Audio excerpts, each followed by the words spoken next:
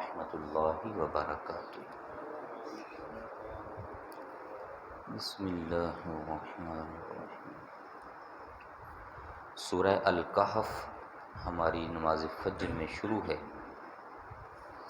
آیہ مبارکہ نمبر 20 سے لے کر آیہ مبارکہ نمبر 27 تک آج تلاوت ہوئی ہے۔ کل آپ نے سماعت فرمایا تھا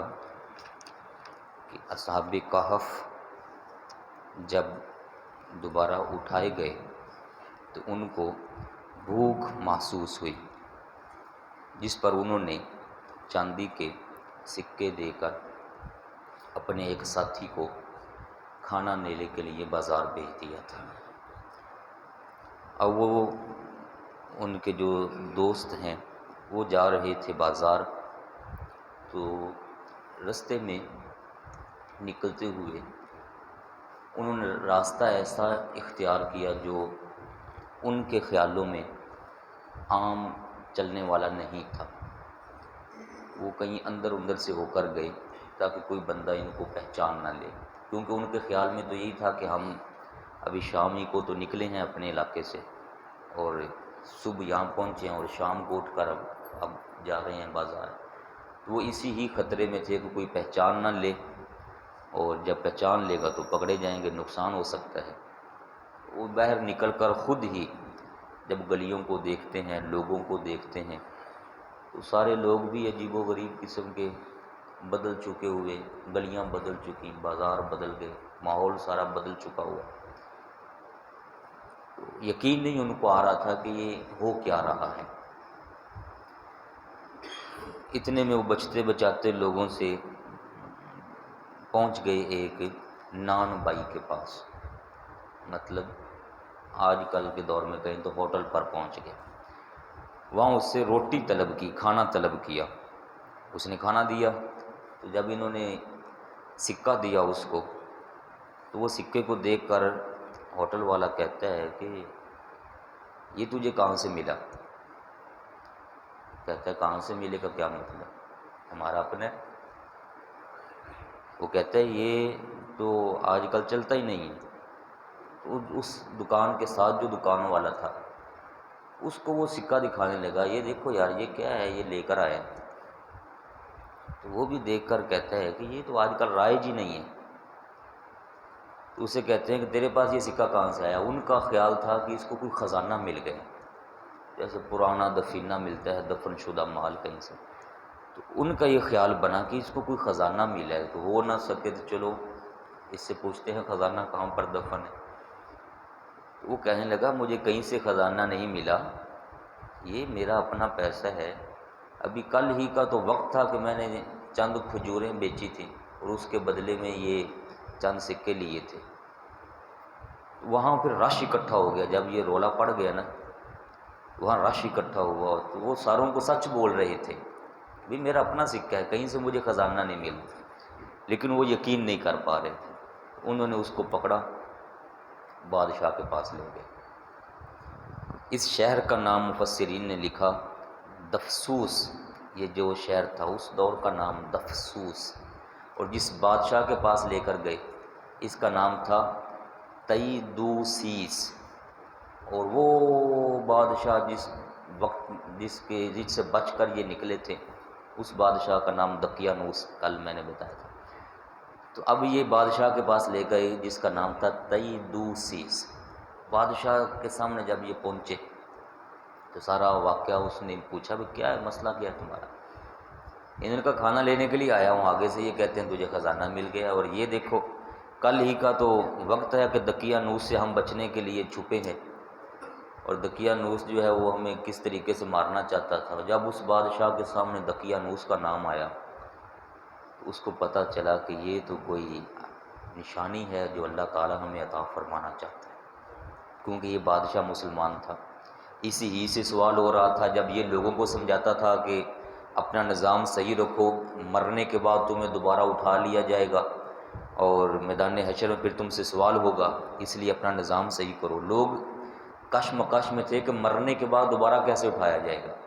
کئی بادشاہ سے کہتے تھے کہ صرف روحوں کو اٹھایا جائے گا، جسم نہیں اٹھائے جائیں گے۔ جسم تو گل سڑ گئے تو ختم ہو جائیں گے۔ تو اس طرح سے بحث چلتی رہتی تھی۔ تو بادشاہ یہ دعائیں کرتا رہتا تھا، یا اللہ کوئی کرم فرما اپنی طرف سے کہ یہ قوم مان جائے، اور یہ جو ان کا نظریہ ہے صرف روحوں کو اٹھائے جانے کا، یہ ختم ہو جائے، جسم سمیت وہاں آنا ہے، یہ چیز سامنے آ جائے۔ تو جب یہ اصحاب کہف میں سے ایک صاحب وہاں پہنچے تو بادشاہ وقت وہ کہتا ہے کہ اللہ پاک نے کوئی نشانی عطا فرمائی، کیونکہ انہوں نے دقیانوس کا جب نام لیا تو پتہ چلا۔ وہ کہتا ہے کہ چلو تمہارے ساتھ جو ساتھی ہیں تمہارے، ہمیں ان کے پاس لے چلو۔ یہ پھر ان کو اپنے ساتھیوں کے پاس لے کے آئے غار کے منہ پر، لیکن وہاں آ کے انہوں نے شرط لگائی کہ تم اندر نہیں جا سکتے جب تک میں اپنے دوستوں کو اطلاع نہ دے دوں، کیونکہ انہوں نے پہلے ہی اس کو تنبیہ فرمائی تھی دھیان سے جانا، کہیں پکڑے نہ جائیں۔ تو جب یہ اندر گئے تو اپنے دوستوں کو بتایا، ان کو باہر لے کر آئے، تو ساری قوم نے اصحاب کہف کو جس حالت میں وہ جوان تھے، فتیہ قرآن پاک فرماتا ہے، اسی ہی حالت میں ساری قوم نے ان کو دیکھا وہاں پر، اور باقاعدہ بادشاہ ان سارے اصحاب کہف کے گلے لگ کر ان سے معانقہ بھی کیا، اور ان کا جب سارا واقعہ سن لیا تو اب وہ بحث کرنے لگ گئے آپس میں کہ یہ تو بڑے برگزیدہ لوگ ہیں، اتنا عرصہ گزر جانے کے بعد اللہ پاک نے ان کو دوبارہ سے ہمارے پاس بھیجا ہے، زندہ ہیں، بالکل سلامت ہیں، کوئی ان کا جسم گلا نہیں ہے، بالکل محفوظ جسم ہے۔ لوگوں کو پھر بادشاہ نے یہ بھی سمجھا دیا کہ دیکھ لو اتنے عرصہ کے بعد اللہ تعالیٰ جسم سمیت بندے کو اٹھانے پر قادر ہے، صرف روح نہیں واپس آئے گی۔ اب یہ اللہ پاک دکھانا چاہتا ہے تمہیں کہ اپنے نظریات ٹھیک کر لو، میدان حشر میں اللہ پاک تمہیں جسموں سمیت اٹھا کر لے آئے گا، اس سے کوئی چیز بھی بعید نہیں ہے، وہ قادر ہے اس پر۔ لوگوں نے جب یقین کر لیا کہ واقعی ہی اللہ پاک اس پر قادر ہے کہ وہ اٹھا لے گا، تو اب یہ اصحاب کہف ان سے کہنے لگے کہ اب ہمیں واپس اندر جانے دو، تم جاؤ اپنا کام کرو۔ تو پھر ان لوگوں میں بحث چھڑ گئی، یہ جو بادشاہ کے ساتھ تھے اور یہ سارے، یہ کہنے لگے کہ ہم یہاں پر کوئی عالی شان عمارت بنواتے ہیں ان کی نشانی کے طور پر۔ جن کا غلبہ تھا وہ کہنے لگے کہ عمارتیں بنانے کا کیا فائدہ ہے، ہم یہاں پر ان کے قرب میں ایک مسجد بنا لیتے ہیں، چلو لوگ یہاں آیا کریں گے، اللہ پاک کی عبادت کیا کریں گے، ان کی وجہ سے جو ایمان کی سلامتی نصیب ہوئی ہے وہ یہاں آ کر عبادت کیا کریں اور ان کی یاد بھی تازہ رہے گی۔ تو وہاں پھر لوگوں نے ان کے قرب میں اس غار کے قریب ایک مسجد تعمیر کر دی تھی، جہاں لوگ اللہ تعالیٰ کی عبادت کیا کرتے تھے۔ تو اللہ پاک فرماتا ہے اس طرح سے ہم نے لوگوں کو ان کے حالات پر اطلاع دی۔ وہ چاہ رہے تھے کہ کسی کو پتہ نہ چلے اصحاب کہف، لیکن اللہ پاک فرماتا ہے ہم چاہتے تھے کہ لوگ جانیں ہماری قدرت کیسی ہوا کرتی تھی۔ تو اس میں ایک اور سبق بھی ہمیں ملتا ہے کہ بعض دفعہ بندہ اپنے سوچ میں کچھ چاہ رہا ہوتا ہے، لیکن اللہ تعالیٰ کی حکمت اپنے طریقے سے کام کر رہی ہوتی ہے۔ تو پھر بندہ مانگتا ہے یا اللہ مجھے یہ دے دے، یہ دے دے، یہ دے دے، یہ ہو جائے میرے ساتھ، ایسا ہو جائے، ویسا نہیں ہو پاتا۔ تو اس کی بجائے یہ بھی مانگے، ٹھیک ہے جو اپنے ذہن میں ہے مانگ لیں، جو اچھا ہے جائز ہے تو یہ مانگنا چاہیے، لیکن اس کے ساتھ یہ بھی مانگنا چاہیے کہ مولا تیرے علم میں میرے لیے جو بہتر ہے دین کے لیے بھی اور دنیا کے لیے بھی، میرے دین دنیا کے لیے مولا تو وہ مجھے عطا فرما دے، اور جو تو عطا فرمائے اسی پر ہی میرے نظام زندگی کو خوشحالی کے ساتھ گزارنے کی مجھے توفیق بھی عطا فرما دے۔ اصل چیز ہے ہمارے لیے خوشی، خوشحالی، اگر خوشحالی مل جائے تو اللہ تبارک و تعالیٰ کا فضل ہی فضل ہے۔ اللہ تعالیٰ کا ارشاد عظیم ہے وَكَذَلِكَ ایسے ہی اعثرنا علیہم ہم نے خبردار کر دیا لوگوں کو، لیعلموا تاکہ وہ سب جان جائیں، ان وعد اللہ حق اللہ پاک کا وعدہ بالکل سچا ہے، وان الساعۃ لا ریب فیہا اور قیامت میں کسی قسم کا شک نہیں ہے، قیامت برپا ہوگی۔ اذ یتنازعون بینہم امرہم وہ پھر آپس میں بحث کرنے لگ گئے، فقالوا ابنوا علیہم بنیانا کہنے لگے کہ یہاں ایک عمارت تعمیر کر لی جائے، ربہم اعلم بہم ان کا رب خوب جانتا ہے وہ کیا کرنے لگے تھے۔ فرمایا قال الذین غلبوا جو غالب تھے، طاقت والے تھے، باس مباحثہ کرنے میں وہ کہنے لگے لَنَتَّخِذَنَّ عَلَيْهِمْ مَسْجِدًا، ہم یہاں پر بنا لیں گے ایک مسجد۔ یہاں میں ایک تھوڑا سا فقہی اور شرعی مسئلہ بھی عرض کروں، یہ یاد رکھیے گا، کسی بھی قبر کی طرف سجدہ کرنا حرام ہے، یہ تو جائز نہیں ہے ہمارے اسلام کے اندر، لیکن جہاں قبر موجود ہو کسی صالح آدمی کی، نیک آدمی کی، اس کے قریب مسجد بنا لینا یہ بالکل شرعی طور پر جائز ہے، اس میں کوئی قباحت نہیں ہے۔ آپ سب بھائی جو مدینہ طیبہ شریف گئے ہوئے ہیں، آپ ساروں کو علم ہے کہ مسجد نبوی شریف کے ایک طرف اس وقت جو ایک طرف تھی حجرہ مبارک تھا اماں جان عائشہ صدیقہ رضی اللہ تعالیٰ عنہ، اس میں ہمارے پیارے نبی کریم صلی اللہ علیہ وسلم کا روضہ مبارک ہے، اور قریب ساتھ مسجد ہے مسجد نبوی، جہاں پر لوگ اللہ پاک کی عبادت کرتے ہیں، اور عبادت کرنے کے بعد کریم آقا صلی اللہ علیہ وآلہ وسلم کو اپنی حاضری پیش کرتے ہیں اور سلام پیش کرتے ہیں، یہ سب جانتے ہیں۔ اور بھی کئی مساجد ایسی ہیں جو اولیاء کرام مشائخ اعظام کی قبور کے قریب قریب بنی ہوتی ہیں، تاکہ لوگ حاضری دینے کے لیے جائیں، جب نماز کا وقت ہو تو اس وقت ساروں کو یہ پتہ چل جائے کہ لوگ ان کو صرف اللہ کا بندہ سمجھتے ہیں، اور جس کی عبادت کرتے ہیں وہ ذات باری تعالیٰ ہے جس کے لیے سجدے میں جھک رہے ہیں۔ یہاں اگر ہم جائیں حضور داتا گنج بخش علی حجویری علیہ رحمہ کے مزار اقدس پر، تو یہ جو ایریا ہے مزار والا یہ بہت پیچھے ہے، وہ لوگ جو سلام پیش یہاں کرتے ہیں جب نماز کا ٹائم ہوتا ہے تو وہی جب آگے چلے جاتے ہیں تو داتا صاحب کی قبر کی طرف ان کی کمر ہو جاتی ہے، وہ داتا صاحب کو کمر کر کے آگے عبادت کر رہے ہوتے ہیں، اور یہ واضح ہوتا ہے کہ کوئی بھی بندہ جو عبادت کے طور پر ادب و احترام تعظیم بجا لاتا ہے وہ صرف اور صرف اللہ تبارک و تعالیٰ کے لا رہا ہے، اور بزرگوں کو سلام کرنے میں، قبر پر جانے میں، ان کے لیے اصالِ ثواب تحفے تحائف پیش کرنے میں کوئی حرج نہیں ہے۔ وہاں انہوں نے مسجد بنا لی، لیکن یہ میں نے پہلے کہہ دیا کسی بھی قبر کو سامنے رکھ کر، مثلا ہم ادھر کو چہرہ کیے ہوئے ہیں تو یہاں پر قبر ہو اور یہاں کوئی بندہ کھڑے ہو کر نماز پڑھ رہا ہو اور اس میں رکوع بھی کرے سجدے بھی کرے، اس طریقے سے بالکل قبر کی سیدھ میں کھڑے ہو کر نماز پڑھنا یہ منع ہے، اگرچہ نیت کوئی بھی ہو۔ بندے کو چاہیے کہ ایسی جگہ پر ادھر ادھر کھڑا ہو جہاں پر یہ قبر کے سامنے سجدہ کرنے کا شائبہ تک، شک تک بھی کسی کے ذہن میں نہیں آنا چاہیے، یہ احتیاط ضروری رکھنی چاہیے۔ اب اللہ پاک فرماتا ہے جب وہ سارے کے سارے واپس گئے، کچھ وقت تو انہی کے لوگوں کے اندر گزارا انہوں نے، جب واپس اندر چلے گئے تو اب ان پر حقیقی طور پر اللہ تعالیٰ نے موت طاری فرما دی، اور اب یہ لوگ بحث کرنے لگے، کسی نے کہا کہ یہ 3 تھے، چوتھا ان کا کتا تھا، کسی نے کہا کہ نہیں یہ 5 تھے، چھٹا ان کا کتا تھا، کوئی کہتا ہے کہ نہیں یہ 7 تھے اور 8واں ان کا کتا تھا۔ اللہ پاک فرماتا ہے آپ صلی اللہ علیہ وسلم ان سے فرما دیں ان کی تعداد کتنی تھی وہ میں خوب جانتا ہوں، تمہیں تعداد میں پڑھنے کا کوئی فائدہ نہیں ہے، تم یہ سمجھو کہ اللہ تبارک و تعالیٰ دوبارہ اٹھانے پر قادر ہے، جو عقیدہ ہے وہ اپنا مضبوط کرو۔ تعداد کتنی تھی؟ آج کل نا کئی لوگ اس طرح کے سوال پوچھتے ہیں، وہ ایسے ہی اگلے بندے کو پریشان کرنے کے لیے کہتے ہیں دسو جی وہ کون سی خاتون ہے جس کا بھائی بھی نبی، جس کا بیٹا بھی نبی، جس کے شوہر بھی نبی اور جس کے والد بھی نبی، پھر کہتے ہیں وہ فلاں خاتون دا نام دسو، فلاں عورت دا نام دسو، جگہ دا نام دسو جس جگہ تے ایک واری صرف سورج دی روشنی پئی،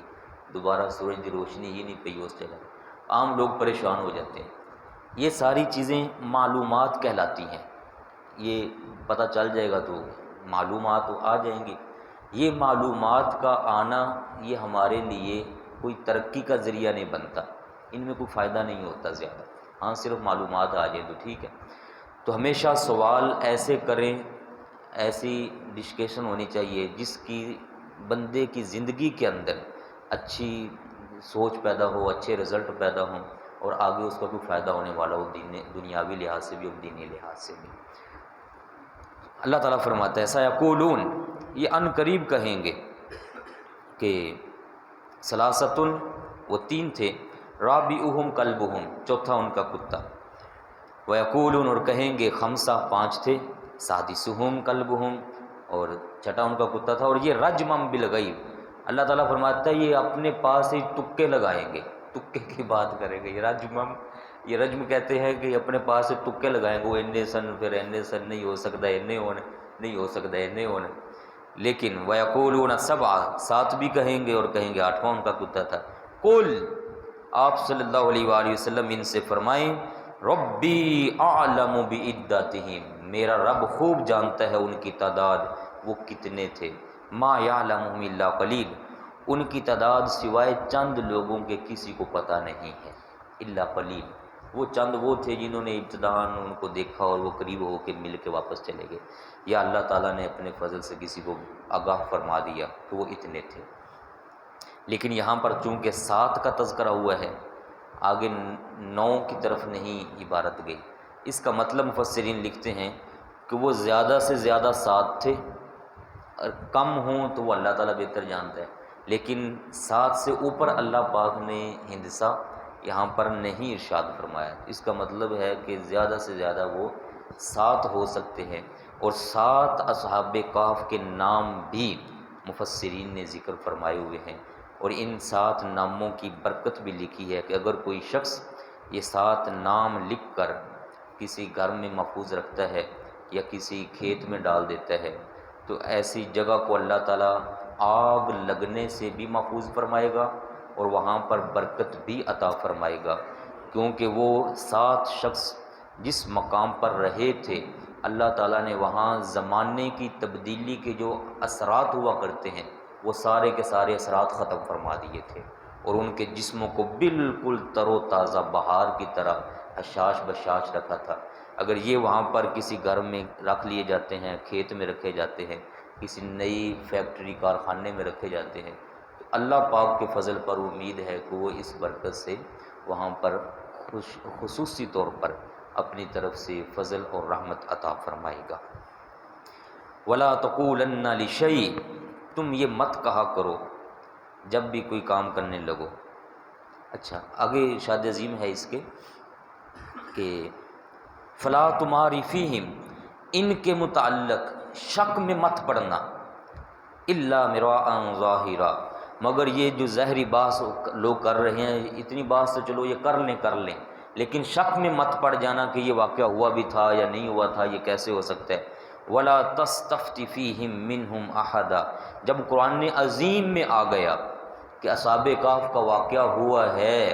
तो अल्लाह पाक फरमाता है अब किसी अहरे गहरे से पूछने की तुम्हें ज़रूरत ही नहीं है। जब मैं फरमा रहा हूँ कि ये वाक़या हुआ है और मैंने उनको उठाया है और सारे निज़ाम को लोगों के सामने पेश किया है। वला तक़ूलन्ना लिशै, जब भी कोई बात करने लगो, इसमें हमारे लिए भी एक सबक है, तो उसमें ये नहीं कहना चाहिए कि मैं कल करूँगा। जब कल का नाम आए तो उसके साथ ये ज़रूर कहना चाहिए कि इंशाअल्लाह मैं कल ऐसा करूँगा, परसों करूँगा, अगले दिन करूँगा। ये एक वाक़े की तरफ इशारा है। जब कुफ़ार ने आकर सवाल किया था ना कि हुज़ूर वो बताइए रूह क्या होती है, असहाबे काफ का वाक़या क्या है, हज़रत ज़ुल्करनैन का वाक़या क्या है, जिस पर ये सूरत सारी नाज़िल हुई, तो आप सल्लल्लाहु अलैहि वसल्लम ने फरमाया मैं तुम्हें बताता हूँ। तब अल्लाह पाक ने फरमाया कि जब भी आप वादा करें किसी से तो उसमें इंशाअल्लाह ज़रूर साथ फरमाएं, ताकि वक्त अगर देर भी हो जाती है वही नाजिल होने में तो किसी बंदे को शक नहीं होना चाहिए, चाहे मैं फ़ौरी वही नाजिल फरमा दूँ, चाहे वक्त गुजार कर वही नाजिल फरमाऊँ। जब आप इंशाअल्लाह कह लेंगे तो वो आपका मामला मेरे सुपुर्द हो जाएगा, तो मैं फिर अपने फ़ज़ल से जब चाहूँगा अपना काम आपके ऊपर वो पूरा फरमा दूँगा। वज़्कुर रब्बका इज़ा नसीता, जब भी ये कहना भूल जाएं, जो ही वक्त अपनी बात याद आए फ़ौरी तौर पर अपने रब का नाम ले लिया करें। वकुल, और साथ ये भी फरमा दें असा अन यहदियानी रब्बी, अनकरीब मेरा रब मुझे सही सीधे रास्ते पर ही गामज़न रखेगा। लिअक़रब मिन हाज़ा रशदा, ताकि सीधा रास्ता हमारे सामने खुला रहे। वलाबिसू फ़ी कहफ़िहिम, और वो गार में रहे, وہ غار میں رہے 300 سنین 300 سال، وازدادوا 9 اور اس پر اضافہ کر لو 9 کا، 300 سال پر اضافہ کر لو 9 کا۔ یہ قرآن پاک کی آیت کا اس طرح سے ترجمہ بنتا ہے۔ مطلب کتنے سال بن جائیں گے؟ یہ 309 سال بنتے ہیں قمری لحاظ سے، یہ جو چاند کے مہینے گزرتے ہیں، سال گزرتے ہیں۔ جو شمسی لحاظ چلتا ہے یہ ہمارا عیسوی والا، اس میں ہر 35 سال کے بعد 1 سال کم ہو جاتا ہے، مطلب یہ قمری 1 سال بڑھ جاتا ہے اور وہ شمسی جو ہے وہ 1 سال کم ہو جاتا ہے۔ 100 سال اگر ہو تو 3 سال یہ اضافی بنتے ہیں قمری۔ تو اب جب 300 سال مانے شمسی تو پھر ہر سال کے اعتبار سے 3 سال اگر اضافہ کریں تو 309 سال بن جاتے ہیں قمری لحاظ سے۔ تو وہ دوسرے جو عیسوی والے وہ 300 سال بن جائیں گے اور یہ جو قمری ہیں یہ 309 سال بن جائیں گے۔ جیسے کہ آپ رمضان شریف کے مہینے میں اندازہ لگا سکتے ہیں کہ ہر رمضان شریف کا جو مہینہ آتا ہے وہ پہلے سے 10-11 دن یا 9 دن پہلے آ رہا ہوتا ہے۔ تو یہ ایسے پہلے آنے کی وجہ سے 10 دن جب کم ہوتے جاتے ہیں تو 34 35 یا 36 سالوں کے بعد جا کے ایک پورا سال وہ اسلامی مہینے کا آگے جا چکا ہوتا ہے۔ اگر 35 سال ہوئے ہوں گے شمسی کے تو 36 سال ہو چکے ہوں گے قمری مہینے کے، قمری سالوں کے۔ اب ہماری عمر جو اکاؤنٹ کی جاتی ہے، ہماری عمریں یہ ساری آج کل وہ لکھی ہوتی ہے انگریزی مہینے کی تاریخ۔ اگر کسی بندے کی عمر انگریزی اس حساب سے 35 سال ہوئی ہے تو اس کی عمر حقیقت میں 36 سال ہو چکی ہوئی ہے۔ اگر کسی کی 90 سال 95 سال ہے تو اس کی حقیقت میں 100 سال ہونے کے قریب ہوگی۔ تو یہ عمر کم کر کے بتانا، یہ بندہ جو اپنی عمر کم کرتا ہے یہ بھی حقیقت میں اپنے آپ کو برکت سے محروم کر رہا ہوتا ہے، کیونکہ جتنی عمر زیادہ ہوگی، پرانے دور سے بندے کا تعلق ہوگا، اتنا ہی وہ شخص نبی کریم صلی اللہ علیہ وآلہ وسلم کے زمانے کے قریب ہوگا، اور جتنا دور اپنے آپ کو لے کے جائے گا اتنا وہ اپنے آپ کو پیچھے لے کے جانے والا ہے۔ اور آقا کریم صلی اللہ علیہ وآلہ وسلم نے اپنے قریب والے جو زمانے ہیں ان میں خیر کا اعلان فرمایا ہوا ہے، فرمایا خیر اس وقت میں ہے جو جتنا میرے قریب کا زمانہ ہوگا۔ تو بندے کو پوری عمر بھی رکھنی چاہیے، اس میں کسی قسم کے دنیاوی لالچ میں آ کر کوئی پریشانی نہیں لینی چاہیے۔ سچ بتائیں بھی میری عمر اتنی ہے، اللہ تعالیٰ اتنی عمر پر پھر برکتیں بھی عطا فرماتا ہے۔ پھر اللہ پاک فرماتا ہے کہ میں خوب جانتا ہوں کہ یہ صحاب کہف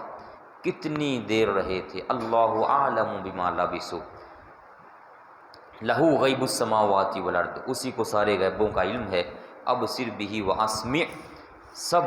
وہ جو فرماتا ہے اس کو سنو بھی اور اس کی اطاعت بھی کرو، اسی پر نظر رکھو۔ ما لہم من دونہ من ولی، اس کے سوا تمہارا کوئی حقیقی ولی بھی نہیں ہے، ولا یشرک فی حکمہ احدا، تو اس کے حکم میں کسی دوسرے کو شریک کرنا بھی جائز نہیں ہے۔ اب یہ ذرا غور کریں نا، ہم اللہ تعالیٰ اپنے اولیاء کا واقعہ بیان فرما رہے ہیں لیکن ساتھ ساتھ اپنے علم اپنی قدرت کو بھی بیان فرما رہے ہیں، اور ساتھ ساتھ کل فرما کر نبی کریم صلی اللہ علیہ وآلہ وسلم کو بھی اندر شامل رکھا ہوا ہے کہ یہ جو کچھ بھی ہے میرے نبی کریم علیہ السلام کے بغیر اور ان کے سوا تمہارے پاس کوئی بھی علم نہیں پہنچ سکتا، جو بھی پہنچے گا میرے محبوب صلی اللہ علیہ وسلم کے ذریعے سے پہنچے گا۔ لیکن یہ ساری چیزیں بیان کر کے فرماتا ہے کہ جو بھی تمہارے پاس آ رہا ہے اس میں عبادت صرف اور صرف میری ہی کرنی ہے، ولا یشرک فی حکمہ احدا، شرک کی طرف ہرگز اپنے آپ کو مت لے کے جانا۔ اولیاء کا تذکرہ کرو، نبیوں کا تذکرہ کرو، شانیں بیان کرو، جو اللہ پاک نے دیا ان کو سب بیان کرو، اس پر یقین بھی رکھو، ایمان بھی رکھو، لیکن عبادت صرف اور صرف اللہ تبارک و تعالیٰ کی۔ اللہ تعالیٰ ہمیں اسی طریقے پر قائم اور دائم فرمائے۔ وما علیہ الا البلاغ۔ بسم اللہ الرحمن الرحیم۔